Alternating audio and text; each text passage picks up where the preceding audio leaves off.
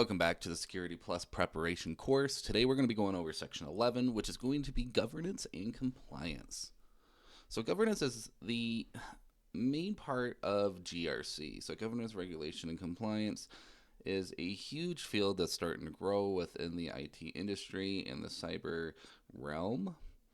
Now, governance itself refers to the framework and policies. We're talking about the procedures, the processes that we'll use to make sure that our cyber security strategy is effective. These are known as frameworks in most cases, and depending on what we have to deal with, if you're in the banking industry or in the medical industry, there might be compliance. Compliance, on the other hand, involves adhering to external regulations, standards, and even laws. And so these govern all our data to ensure that we have proper privacy and security practices. Now, common regulations could be like GDPR, HIPAA, PCI, ISO standards. There's so many different ones out there, and we need to make sure that we meet these to avoid any legal penalties and ensure that we maintain our customer trust.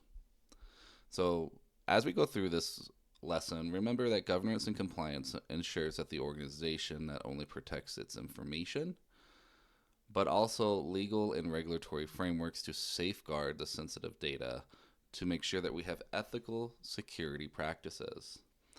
And if we don't have that and we don't have proper guidance, we start risking ourselves to data breaches, fines, or even reputational damage. This would hurt us because our customers won't want to do business with us anymore. So let's talk about governance a little bit more. Governance refers to the set of policies, procedures, and frameworks that an organization can establish to maintain its control in our cybersecurity programs.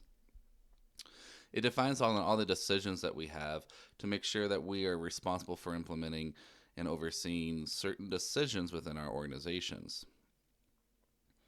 Now, we need to align these to the overall business objectives. Just having governance doesn't mean that we're completely protected. We need to ensure that we integrate cybersecurity in everything that we do within our organization. This could be with strategic planning or even risk management. This will help us respond to threats while maintaining compliance with our standards and regulations. So what does governance entail? Well, there's a few different pieces, and the first one will be the cybersecurity policies themselves. This is where we begin. They're developed with clear, well-defined policies that outline an organization's security objectives, acceptable use of our systems, maybe even our data handling, and then how do we handle incident response. These protocols will start showing the foundation of how we're going to set up the security across the entire organization. Once we have policies, then we can have roles and responsibilities.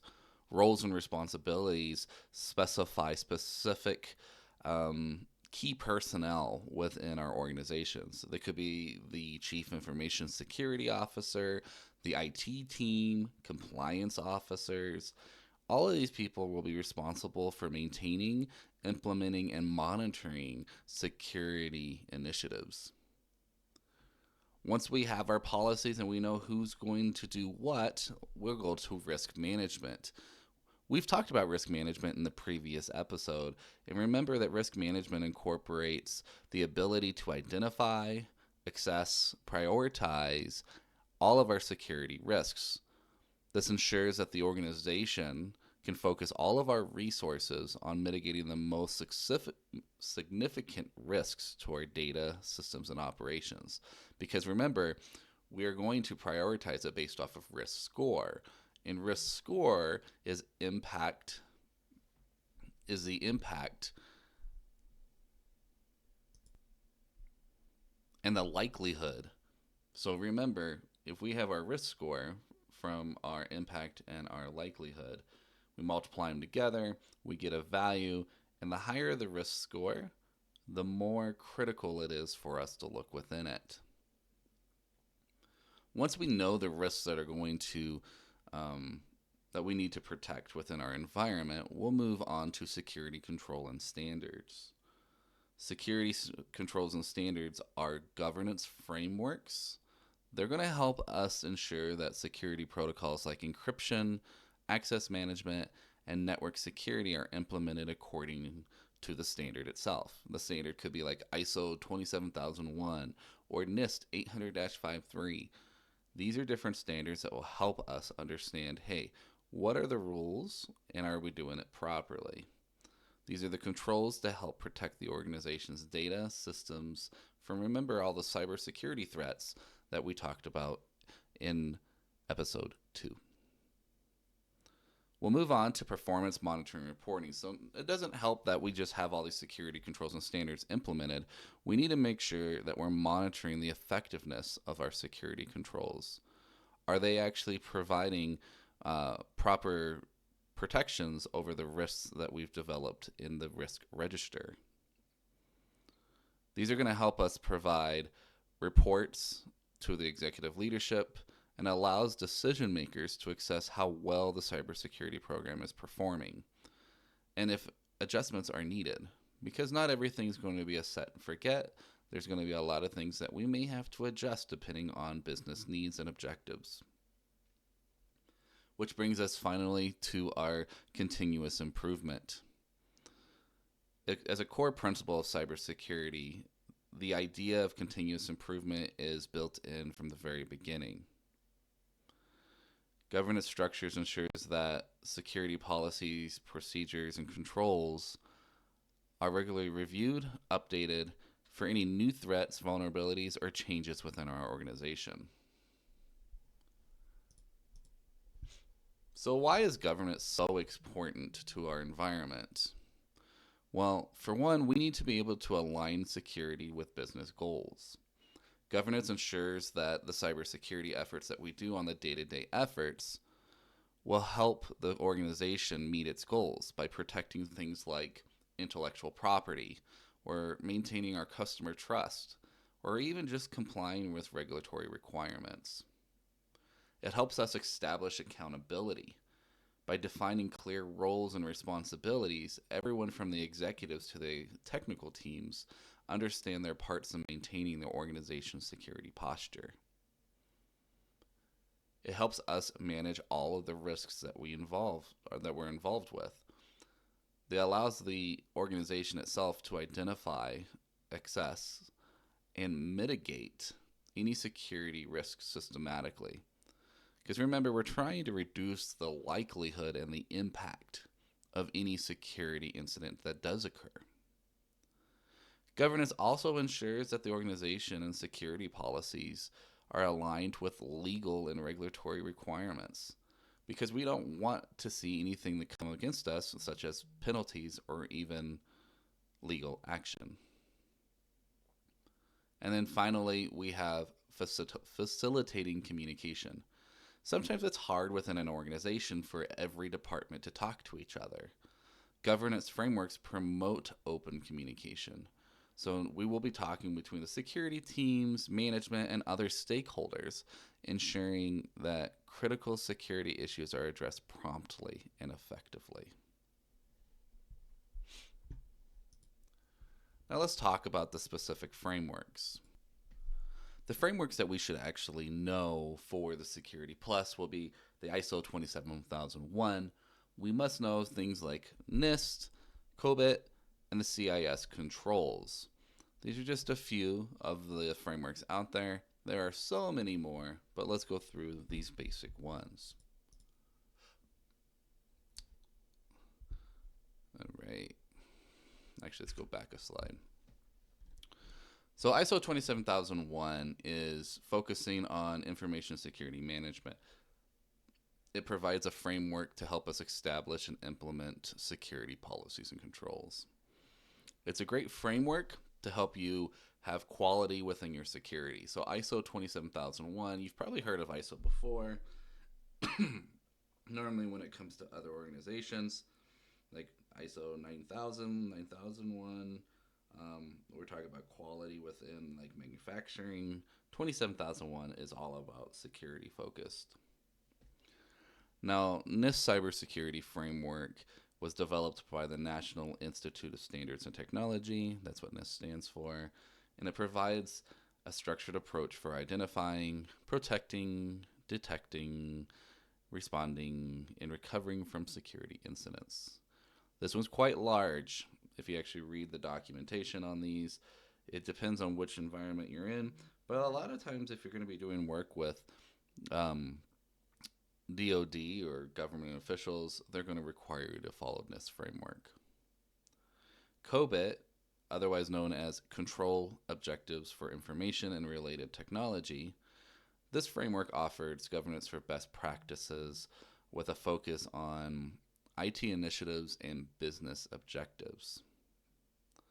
The CIS control is the Center for Internet Security, and they also provide a framework that helps us improve our security postures and defend against cyber threats. Okay. So let's talk about governance structure a little bit.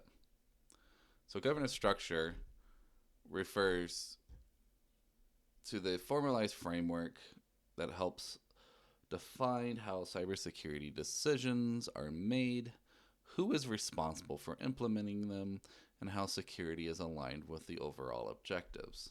Now, we briefly talked about some of this because these are the stakeholders within an organization. One of the first ones would be like the board of directors. This is the very top of the governance structure. They're the ones who are responsible for overseeing the entire cybersecurity structure. They provide strategic direction and ensure cybersecurity is integrated in the organization and its overall risk management and business strategy is sound. Okay, board of directors at their highest level. On the board of directors, a lot of times you'll find your chief information security officer, your CISO, also on the board of directors. And the CISO is responsible for developing, implementing security policies, managing risk, and ensuring compliance with regulatory requirements. Now, they may not be doing this directly. They may have a department underneath them, but they help oversee the entire security program. Okay. The Cybersecurity Steering Committee, on the other hand, is a committee that includes representatives from various departments. Now, they can have people on there from IT, legal, compliance, risk management, basically any of the groups within the organization to help determine if the security efforts that they're doing are aligned with the overall needs. They're the ones who will advise on new cybersecurity initiatives and improve upon current projects. The IT department plays a very critical role as they implement technical aspects of what is in the governance structure. IT teams are responsible for configuring, maintaining, and monitoring the organization's networks. And what they do here is they're really like, you just heard it, they implement, maintain, and monitor. That's what they do. They're not developing new things, but they are fulfilling the need and ensuring compliance. Then we have internal audits. Internal audits provide independent review of the organization's practices. So these auditors themselves help us ensure that are our security controls effective? Are we within compliance with our policies and regulations? And are we meeting our governance framework? Now, they could be internal or external, but it's definitely an internal audit. But the people who do this could either be on the payroll or hired out as an auditor for maybe once a year. We've got our legal and regulatory compliance group.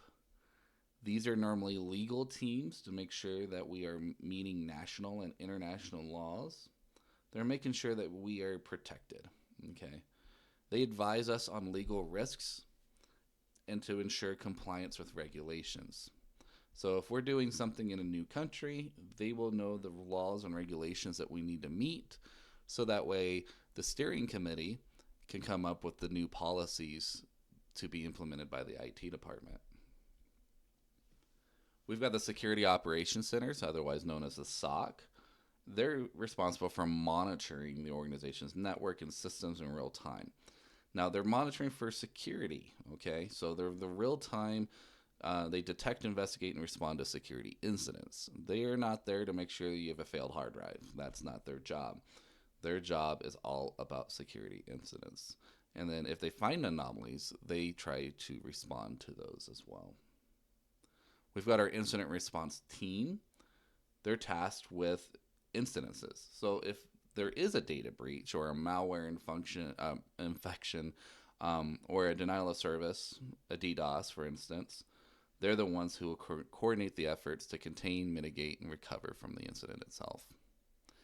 And then finally, we have the HR department. The HR department is definitely part of this cybersecurity framework, mainly because they're responsible for implementing like background checks and ensuring that certain policies are given to employees as they get hired, such as acceptable use, data protection, or even password policies. Okay. Now, there are a couple of different types of governance structures. We've got the centralized, decentralized, and hybrid. And then in the centralized governance structure, all decisions regarding cybersecurity is made by a single central body, typically like a CISO or an executive committee. This structure helps us ensure that that all control is within the organization itself. It's very centralized, it's very consistent, and it's standardized. Some of the advantages on a centralized would be that it's consistent. It's easier to enforce because it's all within one group within the organization.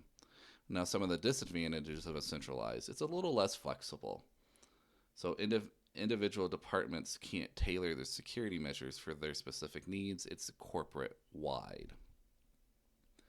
A decentralized government structure normally has a department or business unit owns its own cybersecurity policies and procedures. This allows each team within the organization to customize security controls on specific risks and requirements. It allows for a lot more flexibility and quicker decision for the department, but sometimes will provide an inconsistent security policy across the organization. So what you'll find mostly in a lot of organizations now is the hybrid governance structure, which allows a little bit of both, where the overall cybersecurity strategy is managed centrally, but individual departments have some flexibility to implement either additional controls to adhere for any overarching policies. Now, it does require some very strong communication and coordination to ensure that the policies are followed consistently, but it allows the best of both worlds.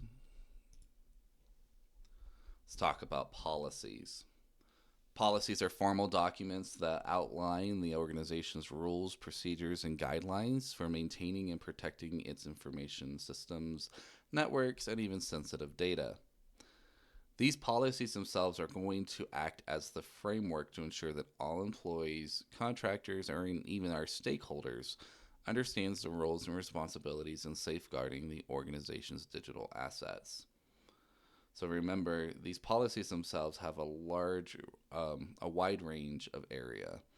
They can go from acceptable use of IT resources to information incident response procedures to data integrity, all the way through, and they really form the base of our security posture.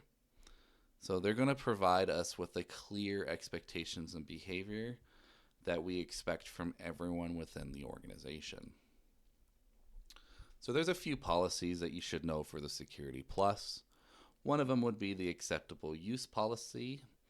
This helps define how employees and other users in the organizations can use our IT resources. It doesn't matter if it's a computer, email, internet, mobile device. It just shows guidelines on appropriate use of devices.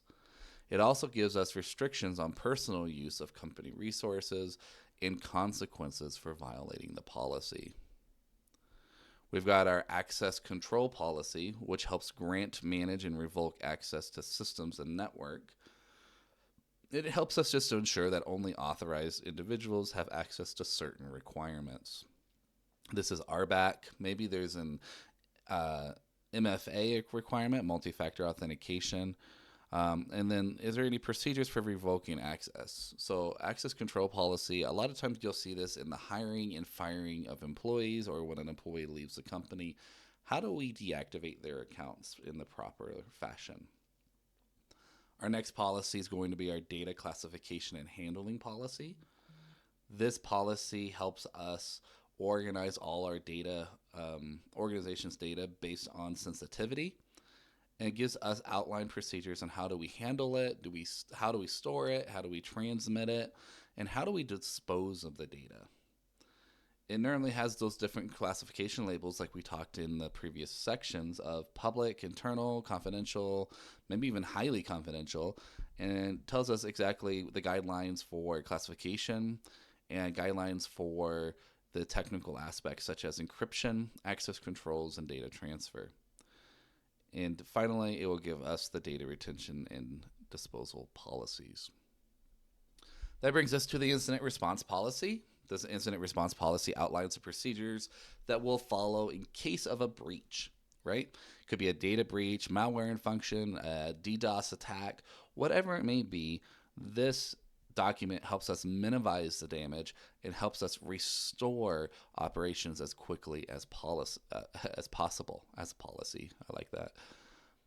The key elements here is just how do we identify and report procedures, who's responsible, and the steps on how to mitigate and recovering from the incidents. Now, there's a lot of communication that gets involved in this one, so this is where you'll normally also find communication protocols before and after the incident. Like what is the escalation procedure itself? Then we have the password policy. Password management policy is how we create, manage, and secure passwords within the organization. This is how we determine what's the minimum password or password exploration or the password change frequency. And you may also find the multi-factor authentication requirements in here as well. We'll have the mobile device policy.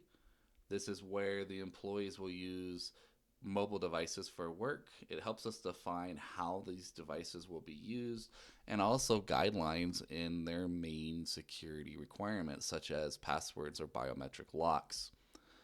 Sometimes it will have restrictions on what the devices can be used for and even use of encryption. A lot of times we'll also put in requirements for enabling remote wipe functionality in case the device does get lost. We have the BYOD policy, the bring your own device policy, and these are getting more popular, especially with remote work, because our remote personal devices are allowed even on-site or off-site within the organization's network.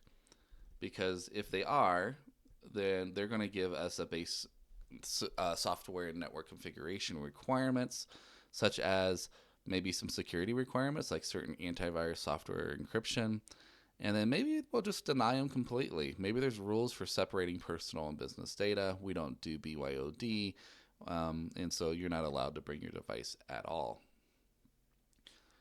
We have the vendor management policy, which is what we talked about before, about what are the vendor security requirements and how do they stay in compliance with our regulation.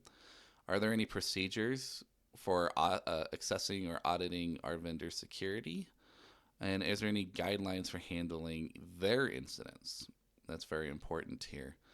And a lot of times you'll find some business requirements in there, like you must have an MSA or an NDA in place before any of this can happen. And then lastly, we have our disaster recovery and business continuity plan.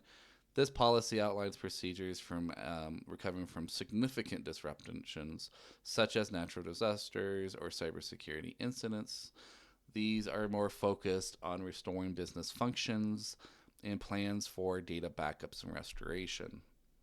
They help us relocate operations in case of physical damage to the facilities and help us find roles and responsibilities for disaster recovery efforts. Okay. Policies themselves have to have clear expectations. They set clear expectations on how employees and contractors and third parties should handle the sensitive data. How do we use our IT resources and how do we respond to security incidences? This reduces the likelihood of risky behavior or security breaches caused by human error. Risk mitigation helps us establish formal policies and procedures. Organizations can proactively reduce these cybersecurity threats. We've already talked all about qualitative and quantitative risk mitigation strategies, and how do we use those. Policies also can help us enforce things like regulatory compliance. Regulatory compliance may have specific data protection and cybersecurity regulations. These well-crafted policies will help ensure that the organization complies, so we can avoid definitely those penalties and legal action. The incident response itself is in an event of an incident security response. What do?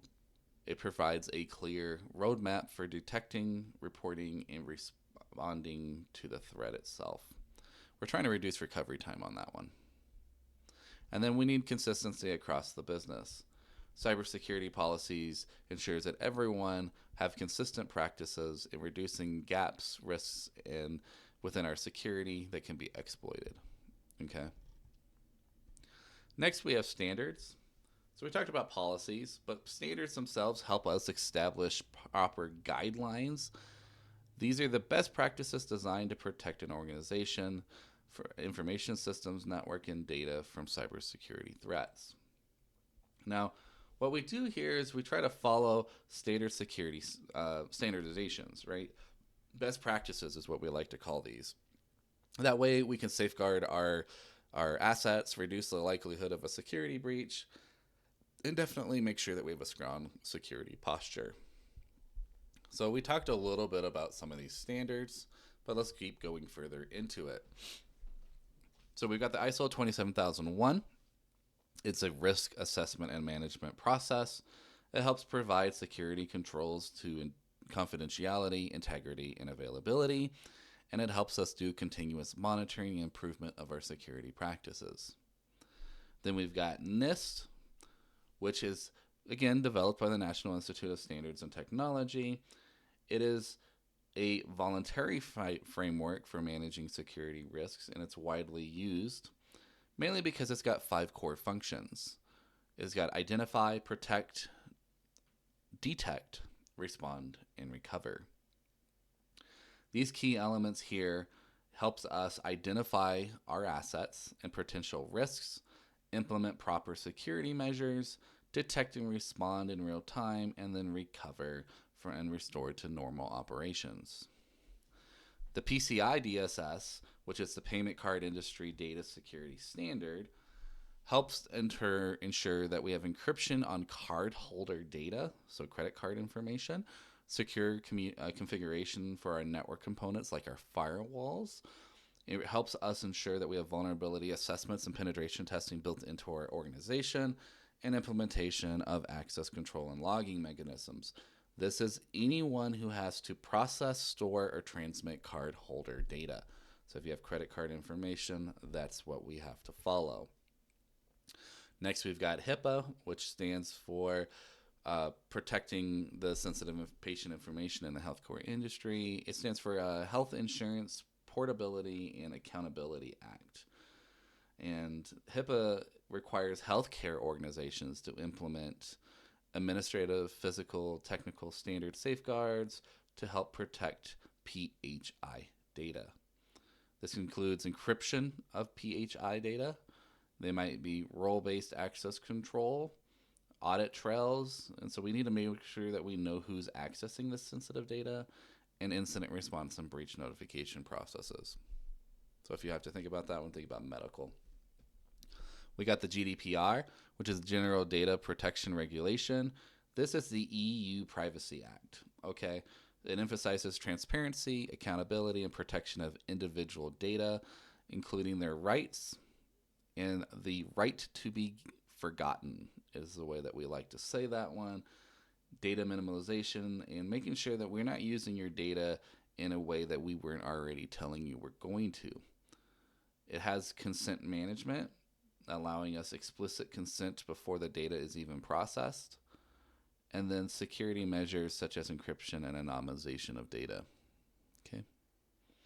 The CIS controls, the Center of Internet Security Controls, just helps us prioritize actions. It implements strong access control like MFA, maintains inventory of hardware and software assets, helps us conduct regular vulnerability and patch management, and monitor systems. We've got SOX compliance, the Sarbanes-Oxley Act. This was because of Enron. If you have to think about SOX, think about Enron. They're an organization that, because of separation of duties, we just didn't have it. And so there was a lot of embezzlement that was occurring. So SOX compliance are controls for protecting financial reporting systems. They help log and monitor access to financial systems and data, and helps us audit the integrity of the data, especially financial data. Okay, talk about separation of duties. We've got SOC2, the Service Organization Control 2. The SOC 2 framework helps us control and ensure confidentiality and integrity of our customer data.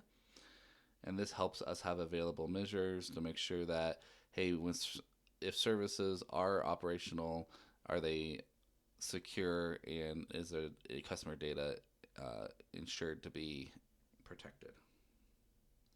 A lot of times we use the SOC here for cloud providers and other technologies to make sure that they have certain commitments to data security and operational resilience. So SOC 2 a lot of times is cloud.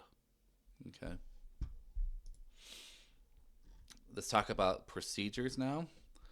Procedures are step-by-step instructions that describe how to implement certain security controls, respond to incidences, and manage day-to-day operations. Okay. So procedures have a few different types, and they could be access control procedures of how we access the systems, incident response procedures of how we can recover from systems, vulnerability management of how do we identify vulnerabilities and patch them, backup and data recovery. How do we back up our data? Where do we store it? How do we recover certain data points? Are there any minimum encryption and data protection here? And how do we identify data classification? How do we train our employees with security awareness? How do we make changes within our organization and make sure they're documented? And what is our data retention or disposal policy of how do we, if we do retain it, is there certain encryption and data protection acts here? We'll refer to both documents. And then when it is time to get rid of it, how do we properly dispose of our data? Some of the best practices that we can find throughout this would be we need to align with the business itself. This ensures that our procedures align with the steps within our policies, okay, or even our governance recommendations. We need to make sure that our procedures are up to date. They need to be clear and simple language. Basically, we need to test to see if, even if I have a new employee, could they follow the procedure? Do you need to test and refine it through a test bed?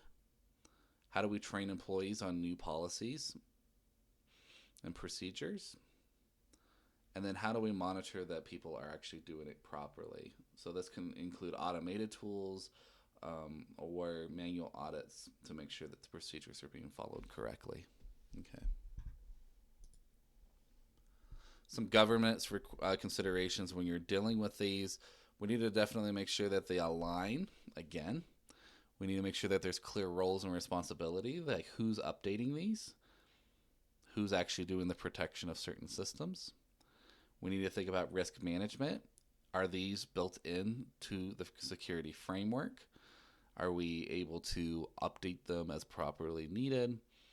We need to think about incident response and regulatory bodies. Again, are they properly written for these two pieces of the puzzle? We need to make sure that the employees themselves have a security culture.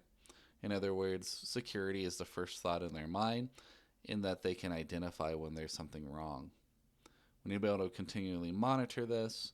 We also need to think about our third-party vendors. Are they also being able to follow this? Because sometimes when we're dealing with disaster recovery, we need to make sure that if we need to recover, could we recover with the third party as well?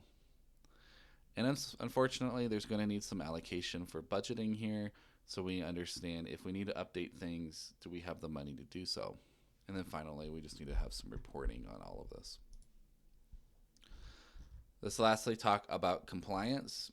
Compliance is the practice of adhering to laws, regulation, to industry standards, and internal policy designed to protect the information and ensure integrity, confidentiality, and the availability of our data.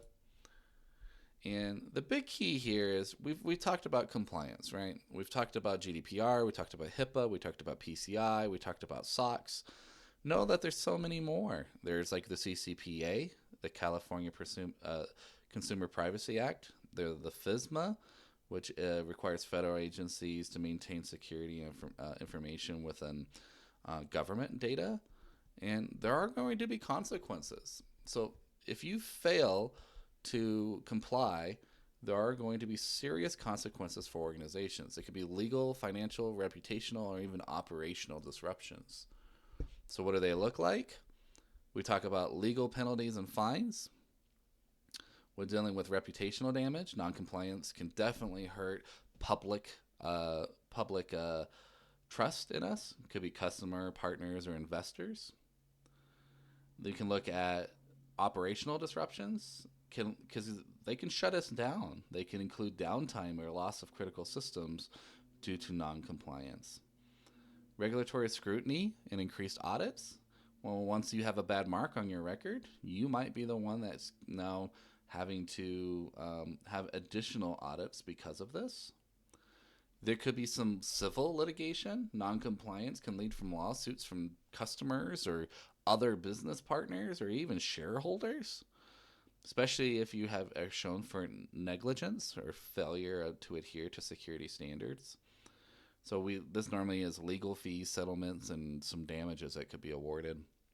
You could lose contracts with either government agencies or other organizations. If you don't meet specific requirements, they might just drop you as a customer or as a vendor. Okay. And then finally, we could have like our Customer Trust and Data Privacy Act. Non-compliance with data protection like GDPR, CCPA, customer privacy rights, right? They may end up turning around and doing that civil litigation.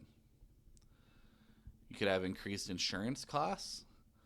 And there's even things like data breach notification penalties. If you don't tell people, you may get penalized even larger.